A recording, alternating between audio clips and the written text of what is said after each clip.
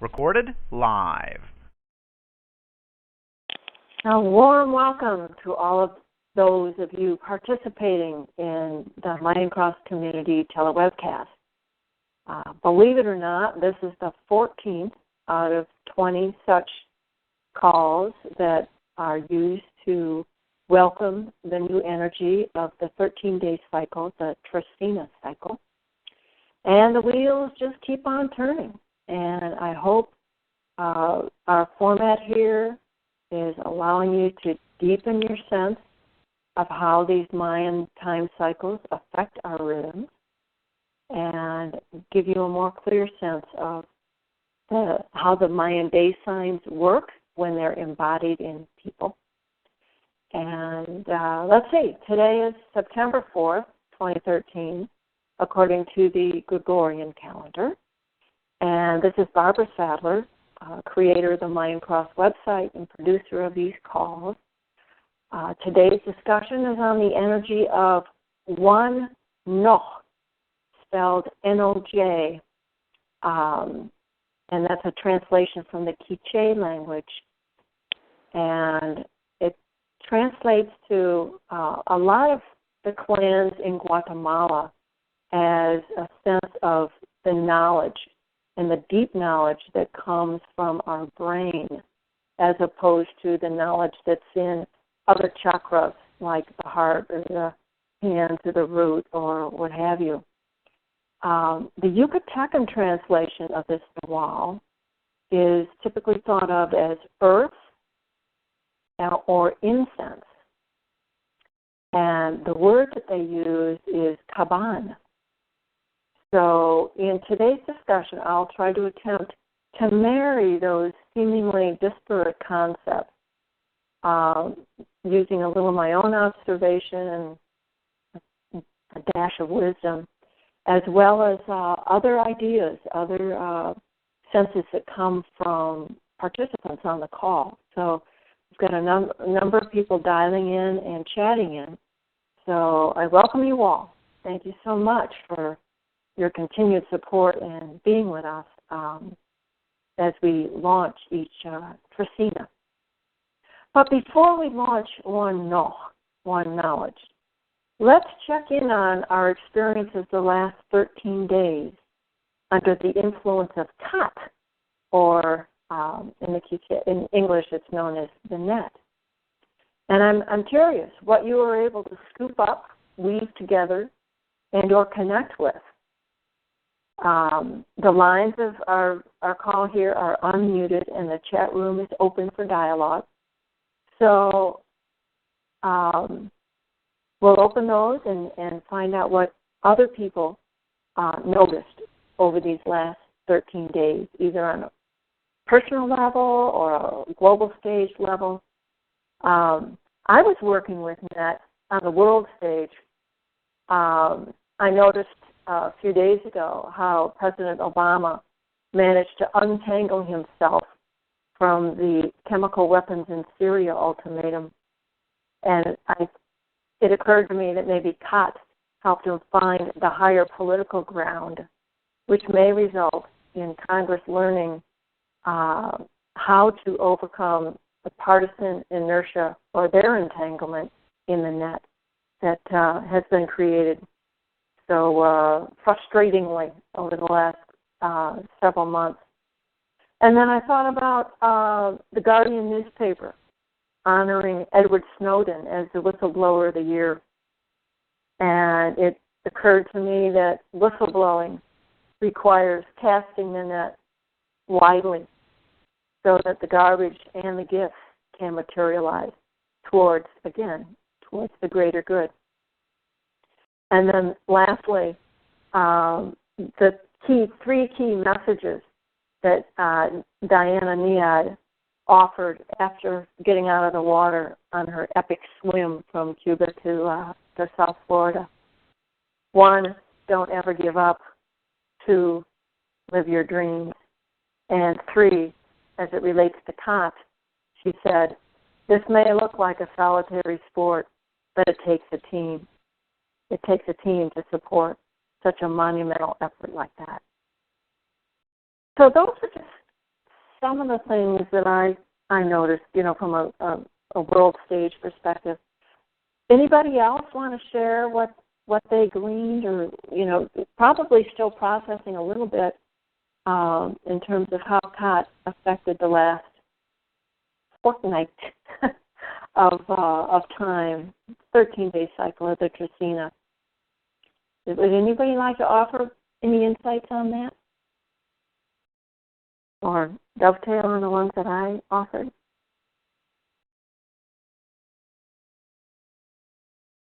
Hi, Barbara. This is Jenny and Will in Wisconsin. Hello. Hi there. Good day. Good morning. Happy Trecena. Yeah. Thanks for calling in.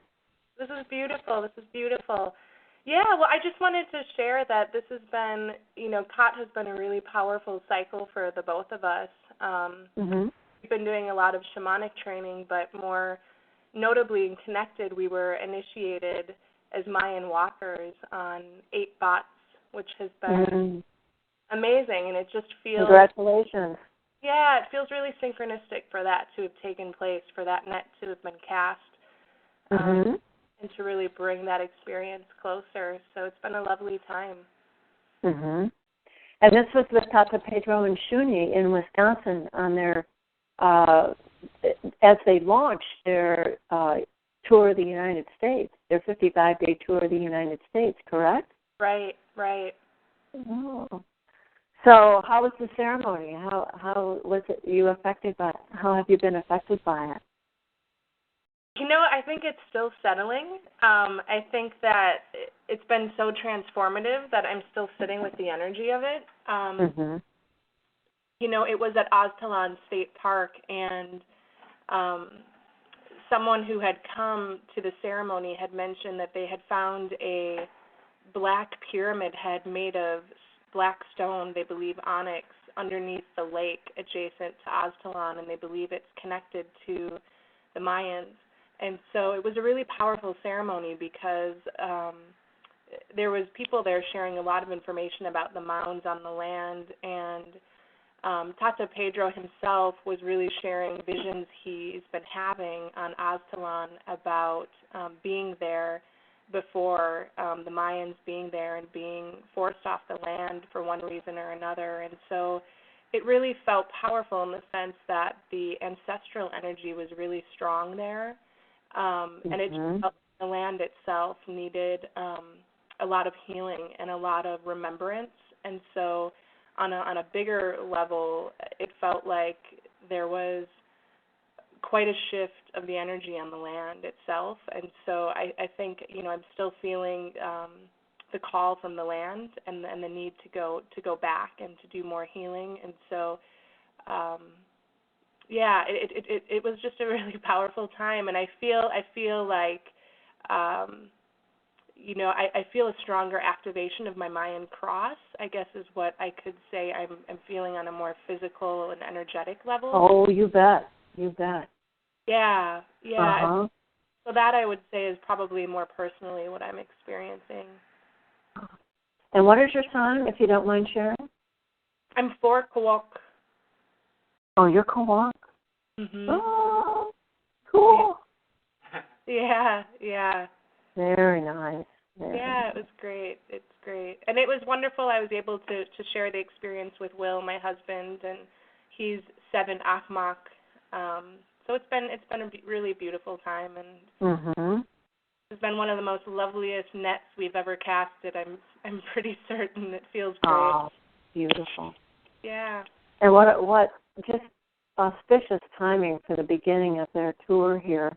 In that place, on that day, doing what the Maya do on that day, initiating people onto the path. Right. Yeah. Wow.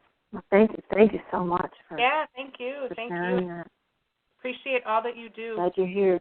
Okay, we have a couple of chats here. Michelle says, personally, I have found stuff from past lives coming up to be cleared. Maybe the influence of the special conjunction at the full moon. Well, full moon will certainly bring things up. That's the ripeness. It's ready to be released. It's ready to be cleared at that time. And then also politically, notice that the Europeans and to some extent the U.S. are not keen to rush straight into obliterating Syria with weapons of mass destruction. Well, it was.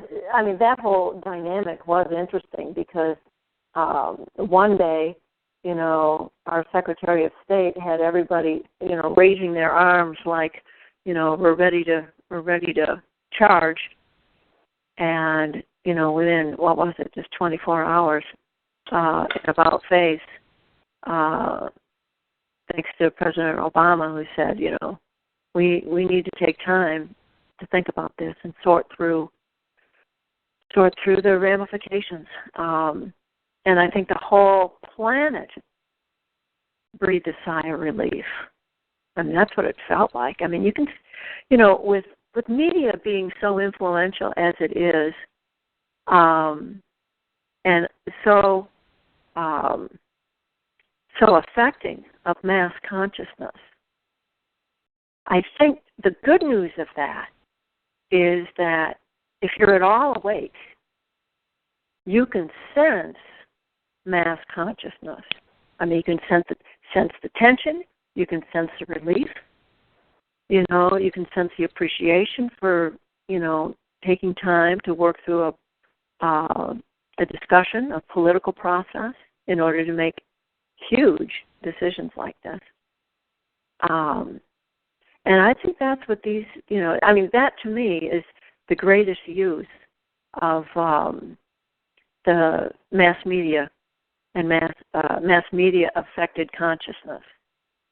Is it because we're observant, perhaps more to a degree than a lot of other people on the planet. We can see this. We're not of it, but we're not in it, but we're of it. So we can observe it and see, how that works and how just one little action like that can just set off this enormous ripple effect. And just by observing it and holding our intentions for the day and for the Trecena and for, our own little corners of reality, kind of affect it in that way. So rather than react negatively to the powers of mass media, I really try to seek, in all instances, where's the gift here?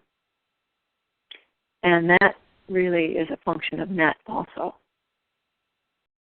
Helping us find the gifts, even though, it may not be immediately obvious what they are, where they are, what their dynamic is.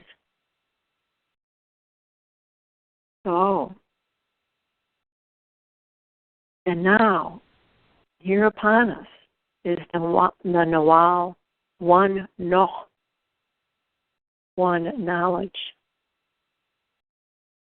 So let's take a moment to center ourselves in the here and now, lighting our candles or becoming present to whatever sacred objects we have around us.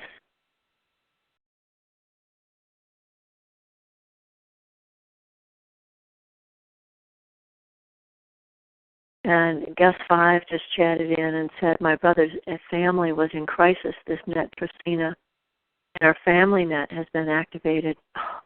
Oh, it touches my heart. Actively containing and supporting and thereby seeing many gifts. Beautiful. So let's sit tall and ground our feet in our seats. Lift our hearts and our minds and our heads skyward. And take a few conscious breaths to clear away any clutter in our minds. Just one little conscious inhale and exhale works like a little etch-a-sketch, a little child's toy. It wipes the slate clean of mind chatter.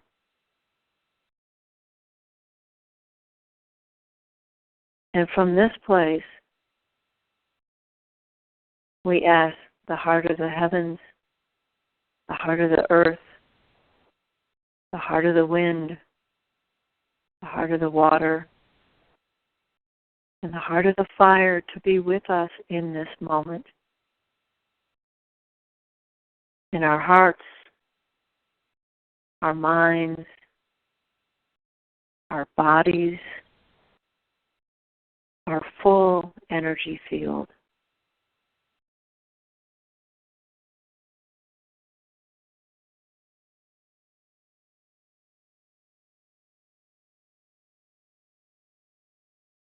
And we can feel the first 4 grandparents appearing in our circle. And the presence becomes even more heartfelt as they notice our willingness, our sincerity and gratitude for their guidance.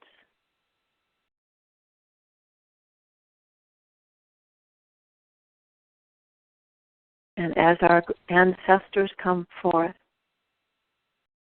so do the spirits of all the sacred places which appear. And we feel the spirit of places like the Grand Canyon, Stonehenge, Machu Picchu, the little creek that runs behind the house, the mountaintop, and all those places in nature that are active portals towards the spirit world. And we thank Ahau for the Nawal Knowledge. Our minds are capable of so many things, and Knowledge can help us discover and cultivate the greatest capacity of mind. Thank you, Knowledge, for being. And thank you for the guidance you give us in that direction. And as we look at the glyph of Knowledge, we see the small sprout head-looking thing, which may represent the pineal gland, dead center in our brain. And to the side of that, the ascending circles, which indicate our personal and collective ascension to a higher mind. And today and throughout this Trecena, we can call upon Knowledge to ask for clarity in our purpose, intentions, boundaries, and creativity.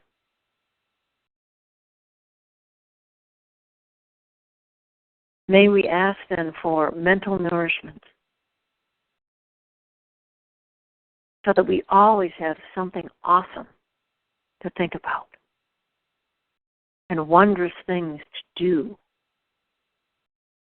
and an ever-increasing excitement for learning.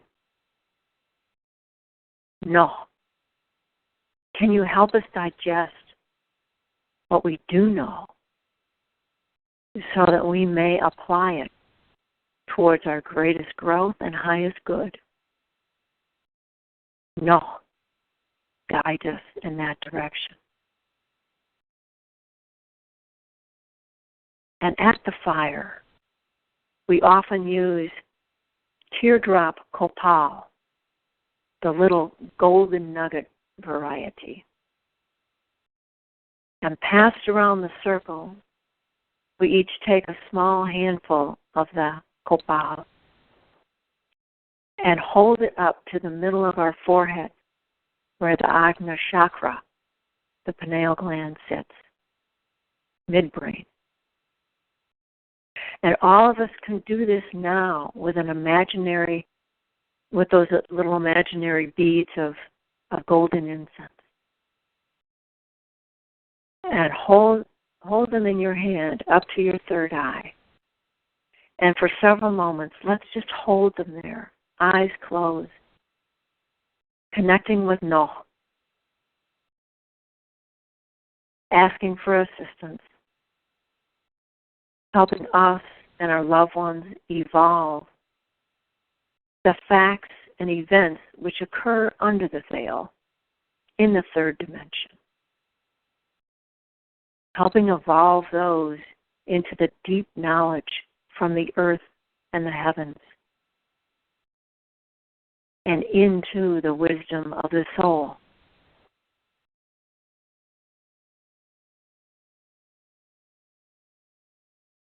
No, we ask you to rid us of the fear, uncertainty, and doubt, the greatest obstacles that we encounter on our spiritual paths.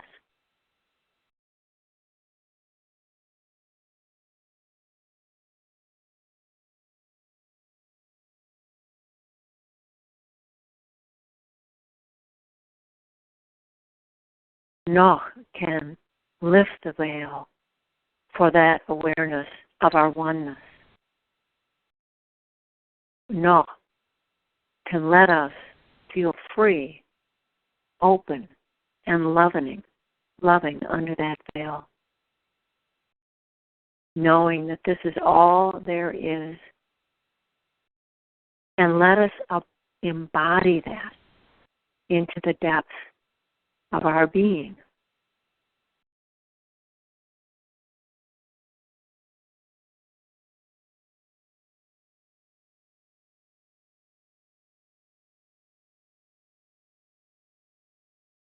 And with that, setting intentions for our next Trecena.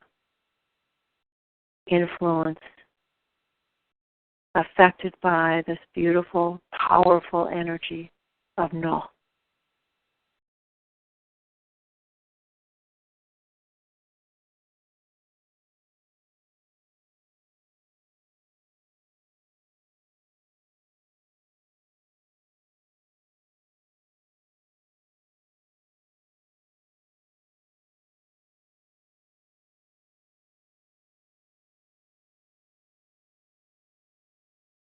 Being sure to include any of those in your inner circle or the world at large for clarity of that higher purpose, for awareness of soul.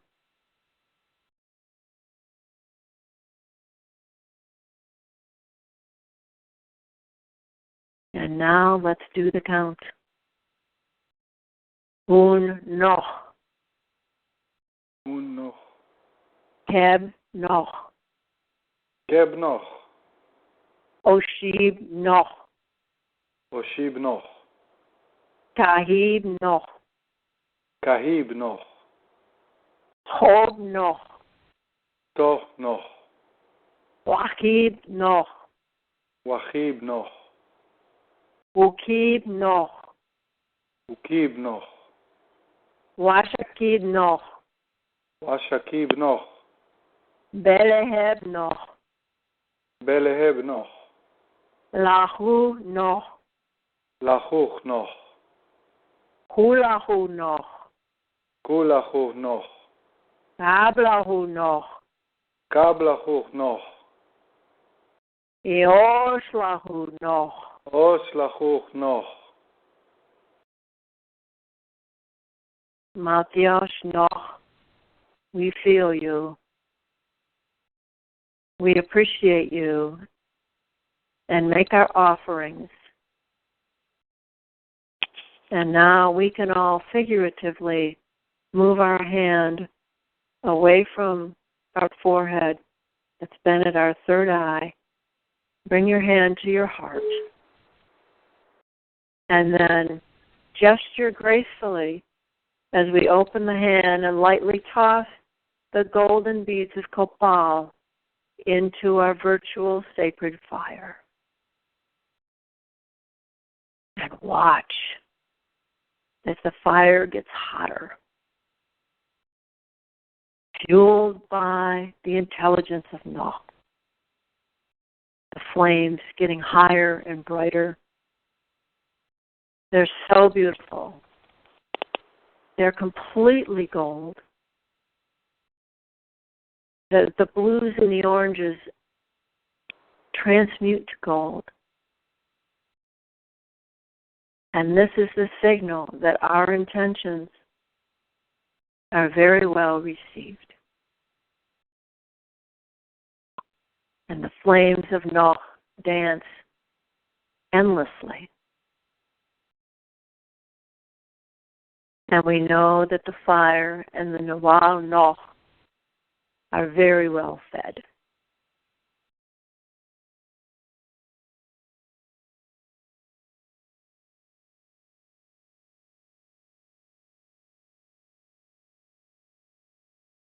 Breathe this in. And know that this energy, this stream of consciousness that we've just created will flow with us over this next fortnight, this next Trecena. Powerful, that Noh. Yes, indeed. And when we know Noh like this, kind of have to ponder why it is that the, quote, mind so often receives such a bad rap in spiritual circles. Many people, not just the Buddhists and the yogis, but many people spend lifetimes trying to overcome the addiction to thought and overcome thoughts of the past and of the future. Because the mind gets jumpy, it's foggy, it's repetitive, and it's often viewed as an obstacle for feeling deep into the cave of the heart. But I believe it's important to learn how to differentiate among the various aspects of mind. What's known as the lower mind is perhaps what 99% of the people in the world think is the entirety of the mind. And so many folks are 100% identified with the lower mind. And that lower mind is doing exactly what it's supposed to do. It's geared towards doing the basic kinds of things required in normal waking consciousness. Things like keeping us warm, keeping us alive, fed, protected, and procreated. This is an aspect of mind, one of many aspects of mind, but this one is tied to the five senses, and it's really focused on survival. And it does a great job doing that. There's not a lot of decision-making that goes on here. It's reactionary. And that's what it's good at doing, helping us survive. And it's kind of unfortunate that so many people know only this level of mind.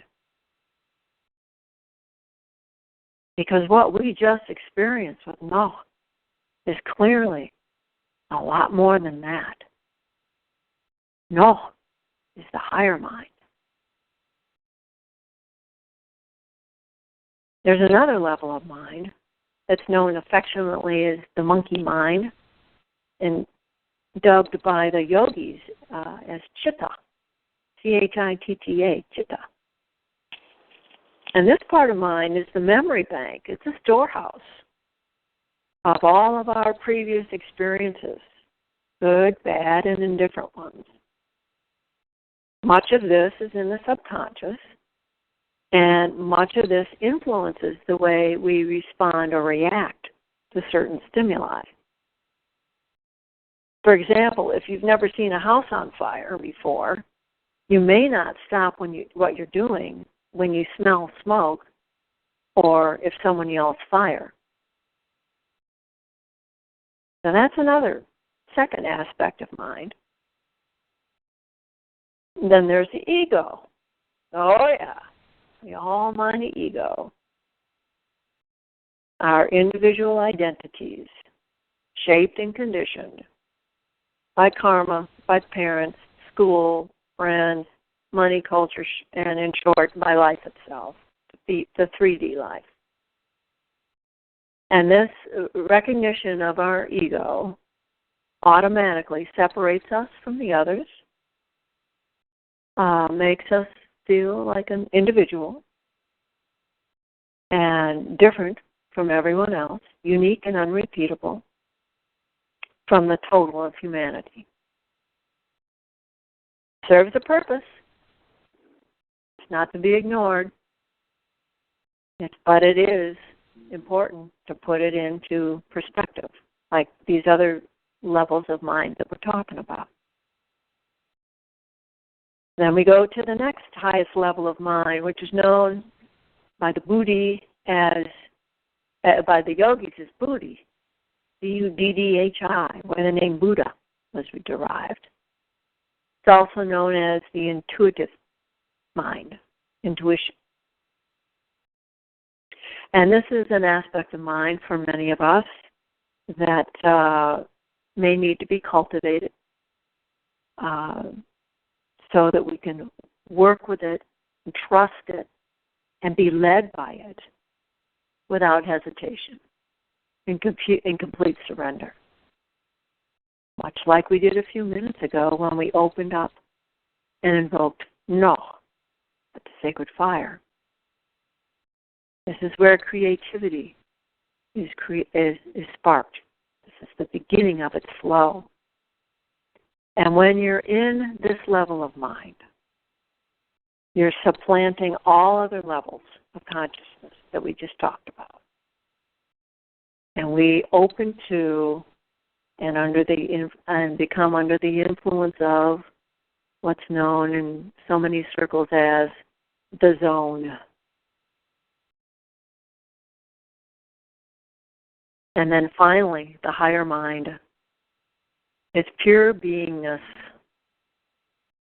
pure awareness, which transcends all the other aspects we just talked about.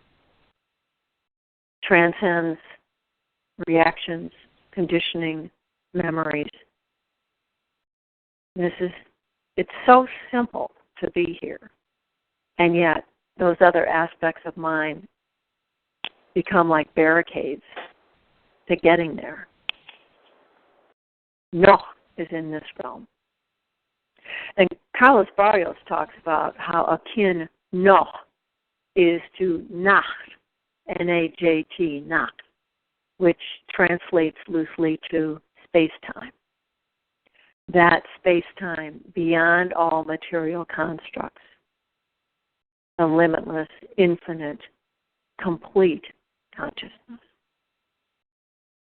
And one taste of the higher mind, no, places all the other levels of consciousness in appropriate perspective. And the more we can identify with these higher levels of mind, the more freedom, the more loving, the more accepting and compassionate we become. Because we are not our thoughts. Our thoughts are the lower mind. Our thoughts and the memories.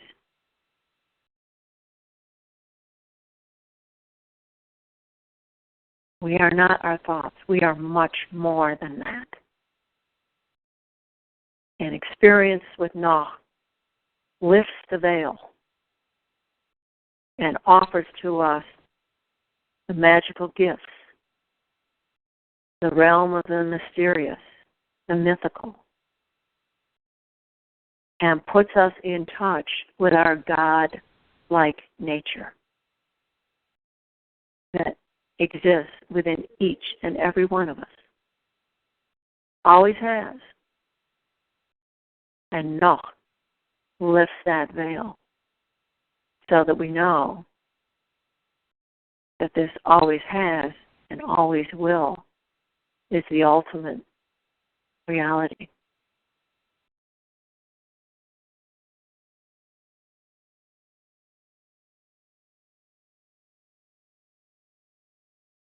No.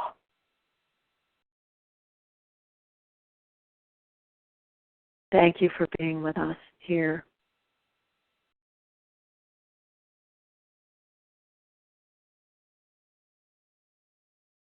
I'd like to take the last few minutes here to talk about Noh and how Noh appears embodied in people we know. And before we actually started the call, we were thinking about how this is the only one of the day signs that we've done so far where no one with Noh energy came into the circle and say, hey, I'd like to talk about it. And I personally don't know a lot of Noh people. Haven't met them around the fire or, come into contact with them through the work I do with the Mayan cross. I don't know if I've ever done a Noh reading except for one person. And this one person is very, very close to me. She will remain anonymous for this call because I know she's kind of shy about this stuff. And that's cool. But it's her Mayan birthday. Today is 1.Knowledge. And she carries this sign. And what I notice about her, of course, is coming through my lens of Tihash, my Tihash prism, if you will. But here's what I notice. Very smart, very studious, great student, very high IQ, gifted with a photographic mind. As soon as she looks at anything, no matter what language, it's there. It's there for the long haul. She can recall it instantly, or she can remember it years and years later. So a huge right brain capacity for retaining facts. Really good at math, high math, geometry, all of it. Not so keen, however, in handling practical affairs. Very easy it is to forget the keys, or drive away from the gas pump with the fuel handle still stuck in the hole, or leaving the wallet on the roof of the car and then driving away from the gas pump. All those things have happened. And so lots of drama around that.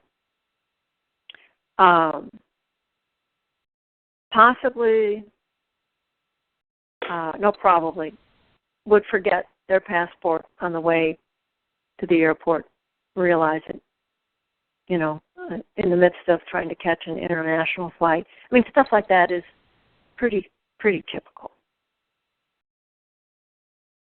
So it's almost, I don't know what sign Albert Einstein was, but you hear about, the people with vast amounts of intellectual capacity and how practical matters just, they're not priority. I mean, they're really, really captivated with all of these other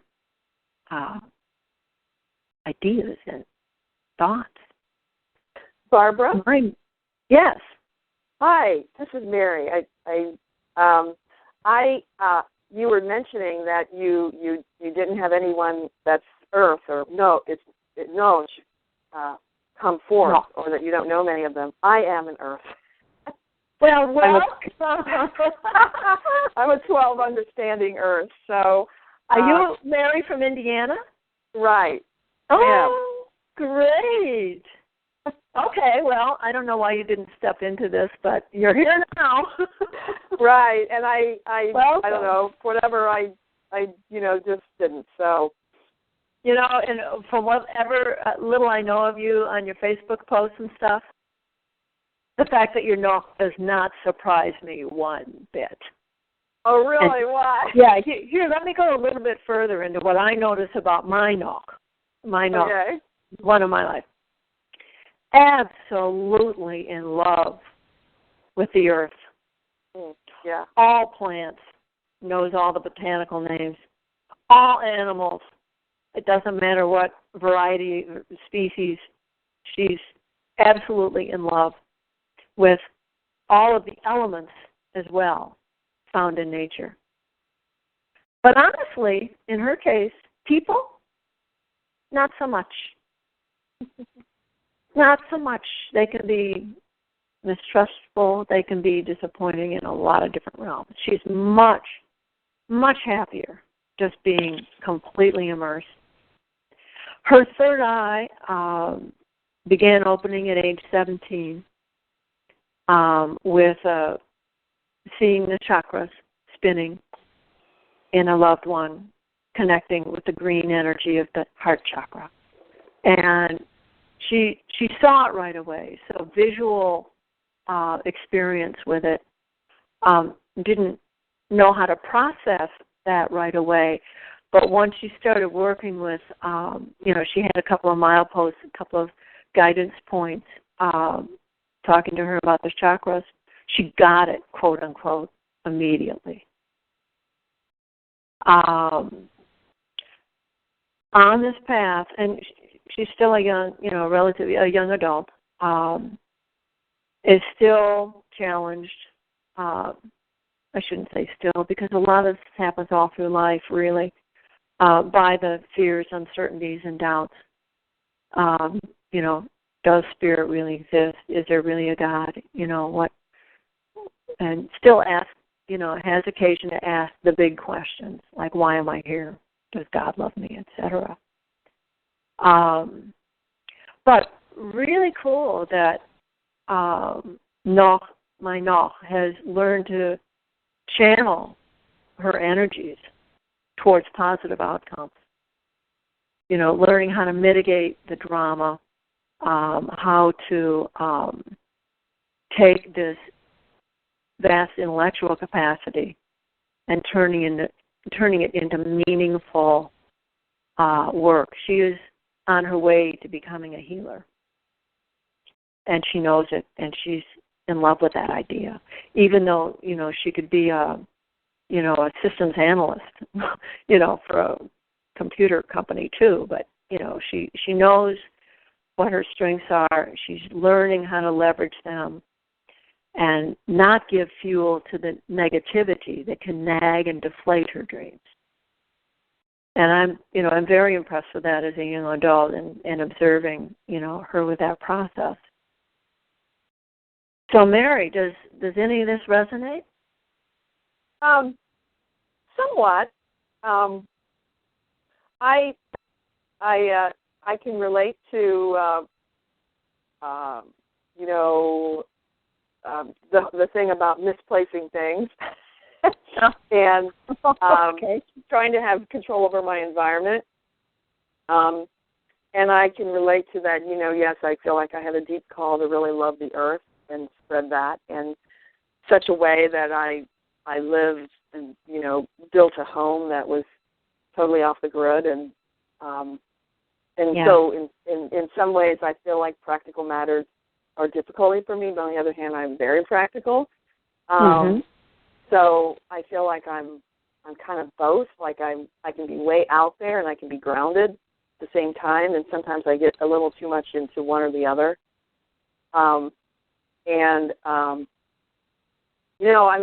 I guess I'm pretty smart. I don't know if I'm like Mensa type smart, but my mind is going a lot. I feel like I have, I can see connections between things. That sometimes it just feels like it gets in the way of everyday life, and there's always a feeling like, maybe I was not really,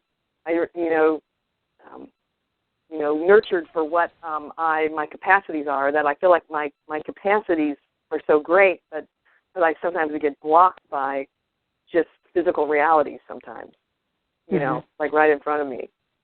But yet I'm very earthbound. I mean, people relate to me as like being an Earth Mother type. Yeah. Yeah, and you are. I mean, that emanates, even though I've never met you, but until now. Would you consider yourself a thought leader, a change agent? Oh, definitely. I mean, that's who I am. Yeah. Everywhere I go, I mean, I'm opening up people's minds to think broader and bigger and deeper, and it's like, well, what is Mary going to be coming up with next? And, you know, one of the things that I say that I am is that I am the space of the evolutionary edge of humans opening to the new earth emerging. And that it's just going to take a lot of, you know, transformation at the level of the DNA, but in the whole environments around us and in all the conversations. So I'm always dealing with things in a really broad, big way.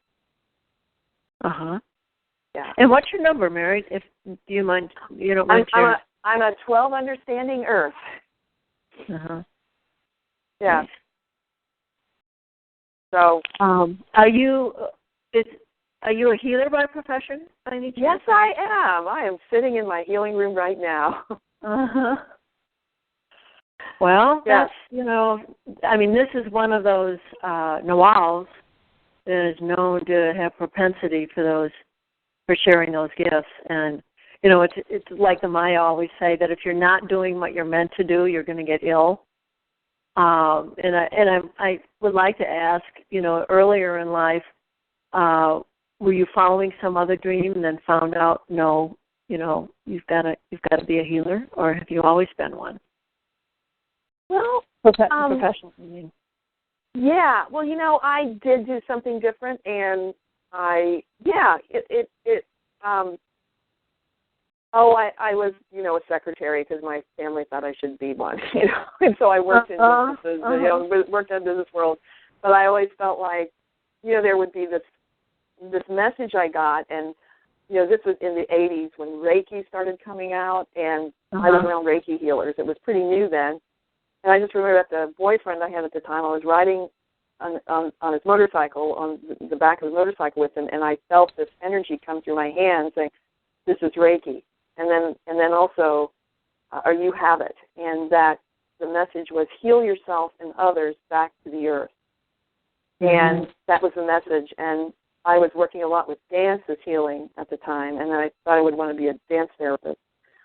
But I decided to be a massage therapist because I thought it would be more leeway. And the message as I went stronger towards, should I go to massage school in Ohio, where I was living at the time, because it's just really hard and it's very left brain. And for me, I feel like I have the capacity for being both very left brain and both very right brain. You know, and sometimes they collide, you know, and that's sometimes the confusion. So, I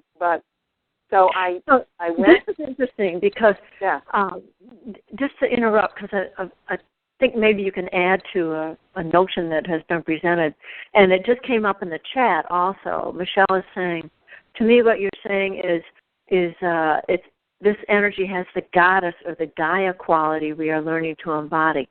Maybe there aren't many Nok people, I can't really read this, because it's very powerful. And I think it was Carlos or somebody mentions, one of the people that write about, have written books about the day signs, said that it's typically known as very male energy. Yeah. But that hasn't, you know, because thinking is a yang activity. But that hasn't been my experience feeling no at all. I mean, no to me feels like it comes from the absolute core of the earth and up into root chakra. That's Shakti. That's feminine. That's the Gaia and the goddess, and, you know, it's not the top-down stuff. It's the bottom up.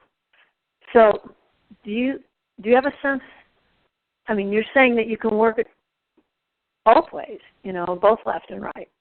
So do you have a sense? Do I have a sense? Is that what you said? Do you have a sense for if this is more of a masculine or feminine energy, or? I feel like it's because, again, this is the evolutionary edge. It's like we think that the mind is more masculine, but it's like, but I feel that I'm very, there's part of me that's very feminine, and I'm very, it's with the goddess, but there's part of me that's very mental. So I like what you're saying is that it's like it's the time that we're in right now. It's the earth goddess rising up through us and just knocking away all the categories that we think things are. It is, and whatever that, I'm not able to get online right now to see that comment that was said, but it is like a rewiring that's happening, that literally, and that's what I feel that I am that conduit for, is like a rewiring of humanity, of the Gaia mind coming up into our beings. So it's really both. It's a masculine force and a feminine, both. Is that making any sense? Right. Yeah. Michelle is, she's the one that made the comment, and she's going, yeah, Mary, agreed. And I'd just like to share something that has come upon me. I just came back from Europe, and I was in England and Glastonbury and Stonehenge, and I was crop circling and doing all those kinds of sacred things, ceremonies and whatnot in that part of the world. And I had never been in that part of the world before. And this is goddess country. I mean, they've been doing an international goddess convention there for over 20 years. And it's where the ley lines of Mary and Michael are converging off and on all the way across England. So it's right in the heart of all of that. And lo and behold, no one told me to read this book. I just knew that I wanted to be reading a book about the area that I was going to be in while I was there, because that's what I normally do when I travel, just to enhance the experience. And I picked up this book called The Myths of Avalon by Marion Simmons Bradley, or Bradley Simmons. Have you read that, Mary?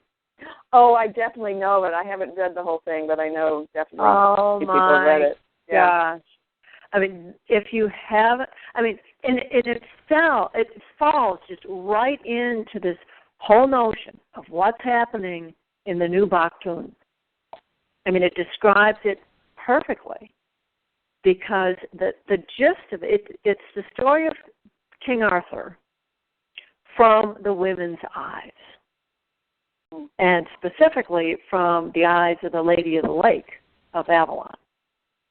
And she is goddess, not a priestess. Big difference between a priestess and a goddess. She is a goddess, the goddess. And just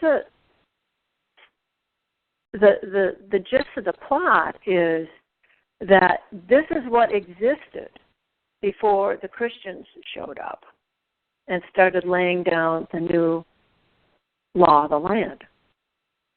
And so, I mean, that's the intrigue that happens throughout this novel. It is fiction, but it's kind of myth historical fiction, and it just so resonates with what I see happening as we speak.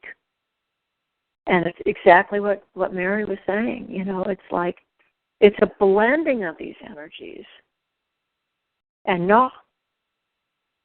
Is that. And it will be, working with Nok energy will be a wonderful, wonderful way shower, you know, as we carry on the count in the new Baktun.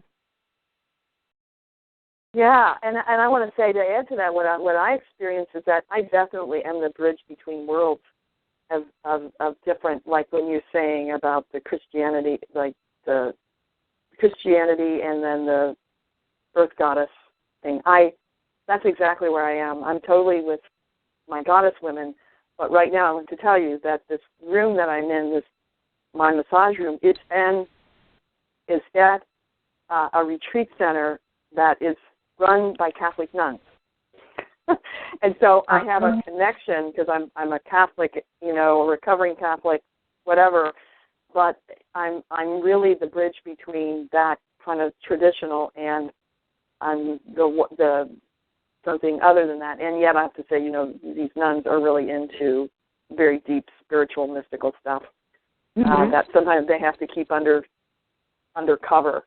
And there's been some amazing things that have happened, and so I'm like kind of a stand for them to sort of be fully that and just be present here. And there really is some great things happening with them among Catholic nuns. Really is. Thank God. Thank the goddess. Right, exactly.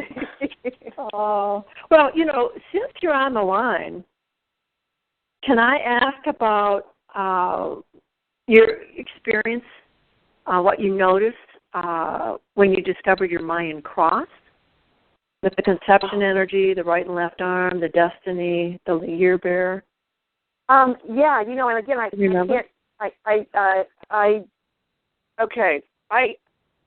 according to the Mayan cross thing, I can't bring that up right now, but well, you've got Toh, which is offering as conception energy, your karmic load. I mean, the energy that was coming into your DNA upon conception, and following you kind of up through, puberty, maybe early adulthood. Okay. You remember? And typically this is thought of because it's Toh, which is this offering energy. Usually shows up as an overcompensation for what they are perceiving as personal or karmic shortcomings, karmic baggage. Like they inherited it, they didn't create it, but they still have to compensate for it in the world. Yeah, they're born into this. You're born into it, and it often shows up when it's in when the conception energy, when Toh is in conception energy. It's usually, pretty good size childhood trauma. Okay. So in my, and are you saying in my particular thing or anyone? Well, in anyone. I mean, if I were doing a reading for Noh, or for anybody that has this energy, this Toh energy in their field, typically that's how it would resonate. As and I'm just asking you, do you resonate with that, or is that not something that you find to be true for you? Well, I always felt like I never belonged as a child, and I never had any like terrible trauma, like sexual abuse or anything like that. But I definitely had my traumas, and I come to think that I'm not alone in it, But I really felt like I did not belong in my family. Mhm. Yeah, Mm-hmm. I felt like, what the heck did I show up here for? Because I felt so different. Mhm. Yeah. You've got monkey or bots on your right arm, which is one of your strengths.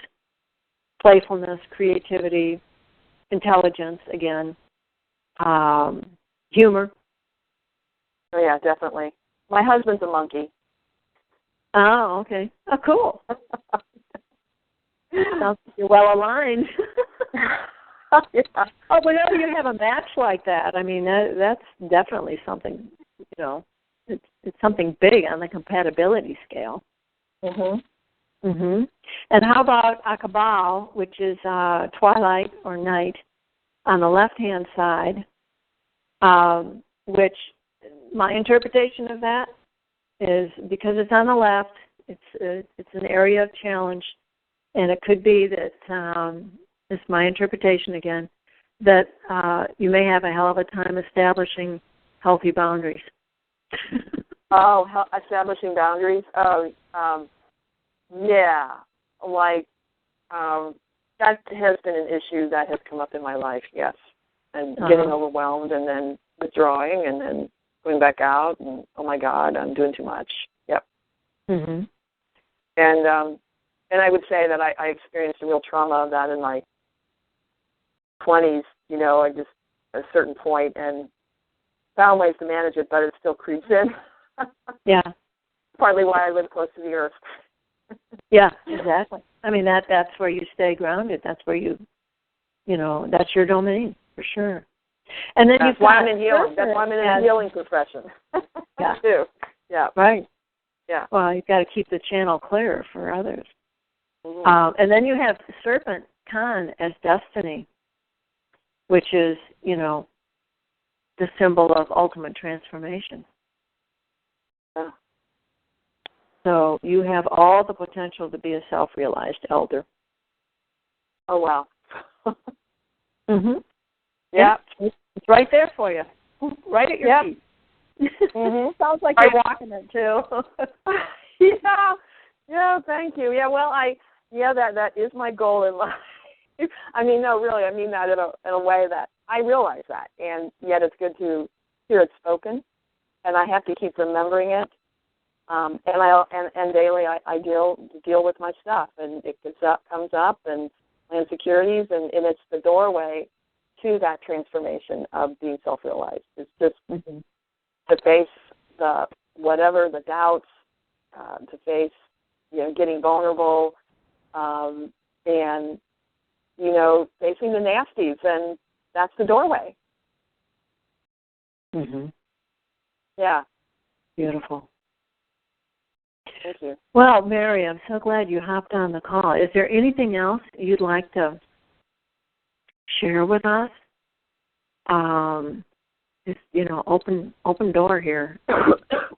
Well, I'm delighted that enough appeared on our call.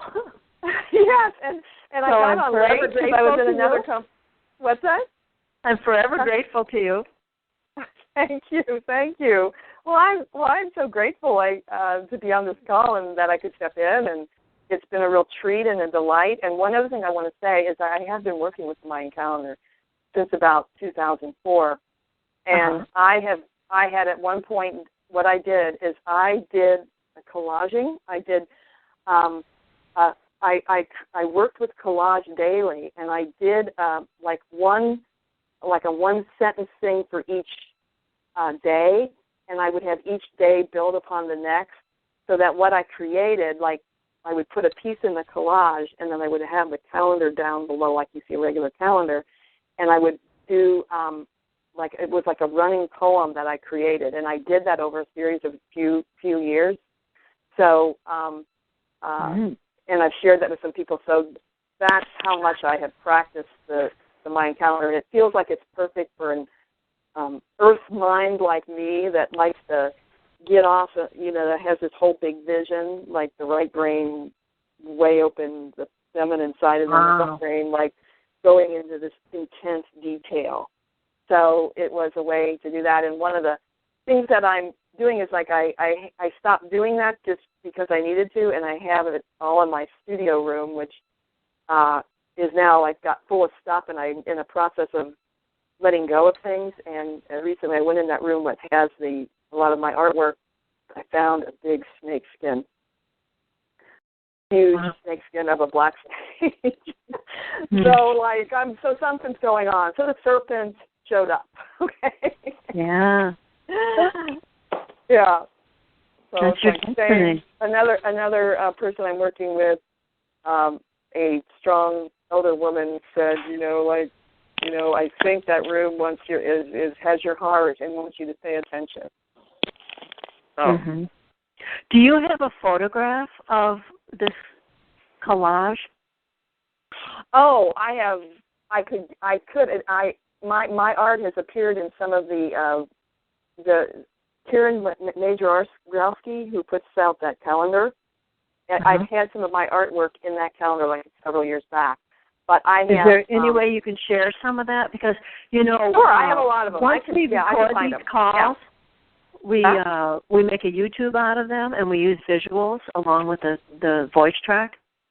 So it'd be really cool to include some of that in the YouTube of this call. Okay, sure. I can do that. You know, and the even credit, give a the little bit credits of are, the poetry, too. Yeah. Yeah, the credits will be there for sure. Mm-hmm. Okay. I look forward to seeing some of your work. This is great. Okay. Well, thank you. Well, thank you, No. You have really, really done a great job for us already, and we're only a few hours really into the Trecena. So we also have Eagle on the call. Eagle, are you there? Sure, I'm still here. I'd just like to get some feedback or insight from you. What are your thoughts about what just happened here in this past hour? Wow. First of all, thank you, Mary. Was it Mary? Uh-huh. Yes. What's her name? Mm-hmm. Yeah. Thanks so much. It was really, really fascinating. The thing about the goddess, I just realized and remembered that I read that in the glyph itself you have this wavy thing on the left side, and some say that's the lock of the goddess's hair, the moon goddess's hair. The lock of her hair is actually that wavy thing on the left of the glyph. And so that's the connection that I made. And also another thing would be frequencies. I did some readings for Noch people, and the one thing that they always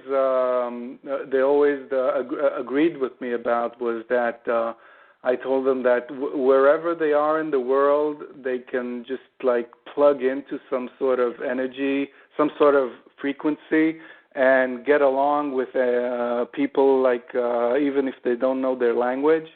And it doesn't matter where Noch people end up in the world, they have this ability to draw in and synchronize with this frequency.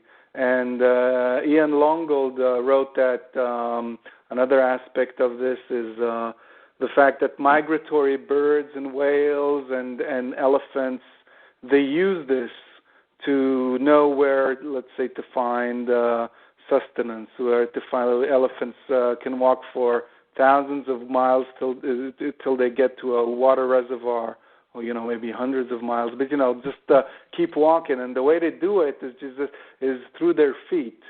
They use their feet, and they like sync with this earth vibration, this earth heartbeat, and they know where to find success. And that's the same energy that maybe a Noch type will use to anywhere in the world find help, or people will appreciate their advice and think they're very logical and very knowledgeable about what they're saying. And also that's the whole thing with synchronicities. That's something that I think I'm really looking forward to, because in past Noch Trecenas I've had this experience with synchronicities happening more. So that's another thing. And also, lastly, I would say, for me, this Noch Trecena is when 4 Achpu takes place. And last time 4 Achpu took place was the 21st of December 2012. So right. It's the first time we were actually completing the first Tolkien round after that day, that date, which, it's already history. But later. yeah, yeah, that's about it. Mm-hmm. Yeah, and I think one other thing to mention is that Noch is one of the year bearers, one of the 4 year bearers that influences the solar year cycle. Now, we're not in a Noch year, but 2012 was 13 Noch year. And there was a lot of reverence for Noch, and just incredible respect for the influence that Noch had on people's ability to ascend or progress in their ascension last year. And that's what was fueling. I mean, that was in large part what was influencing that ascension process. So, Mary, you may want to take a look, another look at your Mayan cross, and just check in to see if what your year bearer is. And it may be that you've got two Noh energies in your Mayan cross. Maybe not, but just take a look at it and see. Okay. Because it even strengthens the energy that's in the heart sign, the day sign. Yeah, and I can really resonate with what Eagle said. Yeah, that's he's calling us from Israel. Oh, wow. Yeah. Wow. Hi, Barbara. Barbara, this is Josh. Yes, Josh. I was able to stop for a moment, so I was wondering if I could say some of my observations. Yeah, please do, because I know you're kind of on the run, and I'd love to hear your observations. You don't mind, do you, Mary? We can run over a little fine. bit. Go ahead. Okay. Go ahead. Great. One of the first things I've noticed about this day was more on a personal note, but I have a cousin, and she just left today. She just flew to Hawaii, and her boyfriend, who she's moving there today, so she's going to move in with her boyfriend, but he is a no, and today's one no, so I just found it interesting that she was uniting with him on this day. Mm-hmm.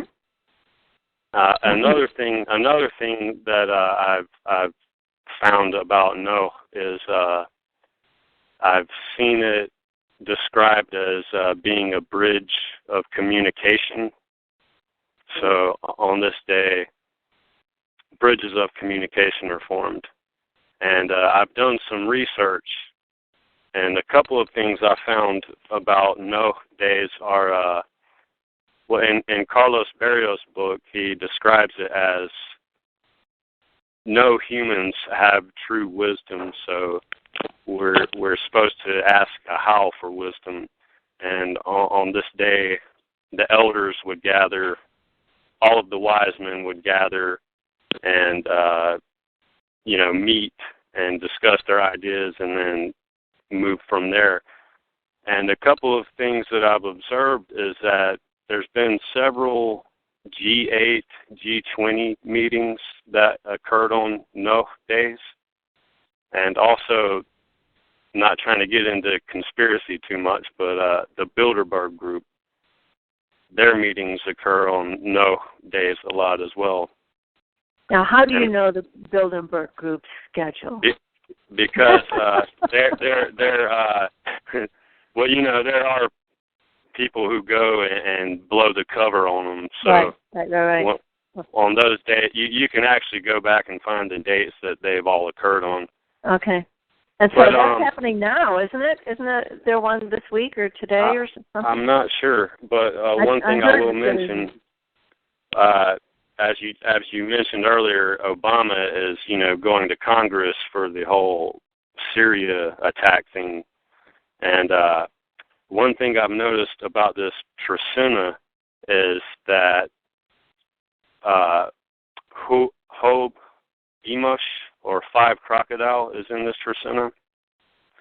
And things that bring the collective consciousness to insanity occur in this Trecena, or on the Emosh day. For instance, Osama bin Laden's assassination happened, and on that Emosh day, you could see the whole nation's reaction.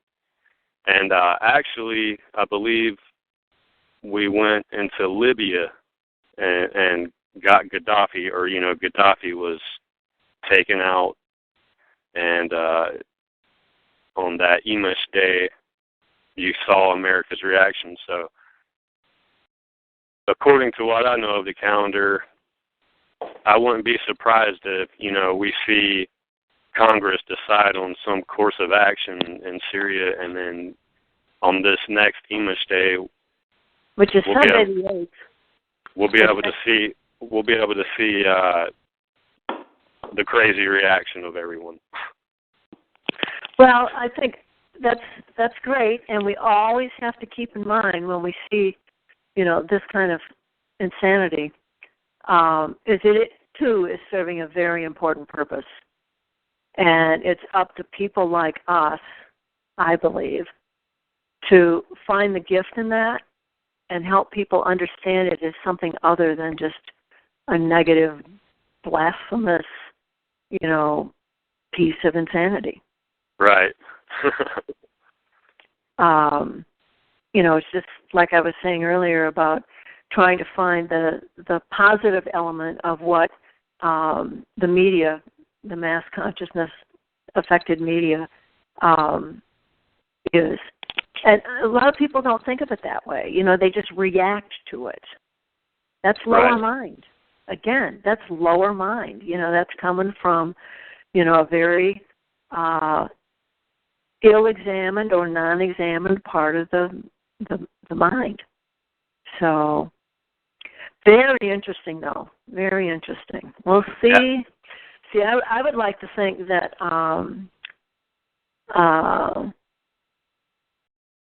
no, one of my intentions, and it came up for me this morning as I was meditating before the call, one of my intentions was that no could steer this process, this political process, this diplomatic process, in a direction that would really help enlighten people, rather than set them, their heads back into the sand and kicking and screaming negativity again.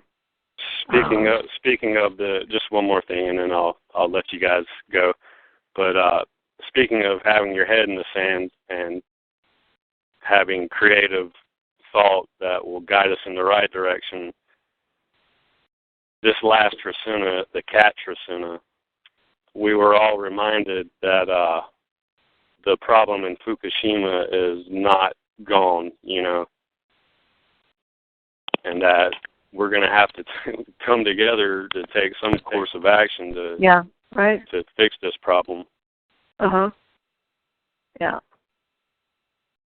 Well, that's what we try to do, is keep progressing rather than reacting and regressing. And I know the people in this community are very adept and very sincere about doing that. So we will check in because the next telewebcast is Tuesday, September 17th, which is 1C, one dog. And it's looking like Tata Pedro and Shuni will be able to be on the call. And I'm excited about that because Tata Pedro was here on the last C day, which was just a few days ago, and it was 7C. And he said, he made a statement that this is the most important day in the Mayan calendar. So I really would like for him to share more about that. And then we have another telewebcast on October 13th, which is a Sunday, Achmach, one Achmach, or Wisdom. And I've asked Steve Copeland from the Shift of the Ages Project and Movement and Film to be with us on that day. And and then one Akabala is in there too. And I don't know if we have any Akabalas that would like to come forward, but you never know how they're going to present, right, Mary? That's right. Yeah. So this is a wrap. I think we ran a little bit over. But Matiosh, to all you people, the hundreds of people that continue to tune in to these broadcasts, whether they're live with us or over the course of the Trecena, watching the YouTubes and going to the YouTube Mayan Cross YouTube channel. Without your support, honestly, I think I might have given up on this already. But with your support, these wheels just keep on turning, and it's just really cool to get this more enlivened sense of energies at the Trecena level. So thank you for making it all worthwhile. Chinenchik till we meet again. Enki J. We'll be in touch. Thanks so much, everybody. Thank you. Yeah. Enjoy the next Trecena. All right. Bye-bye. Bye-bye, everybody. Oh,